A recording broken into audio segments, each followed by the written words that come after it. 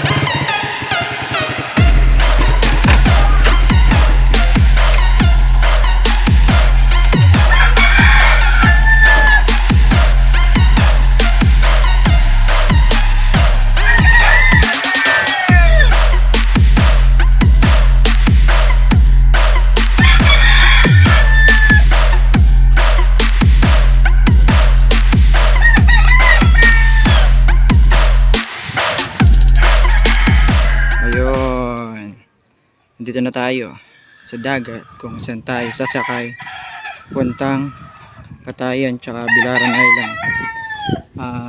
Ito nga pala yung bangkang sasakay natin papunta doon, kung saan ay white beach at libre ang entrance.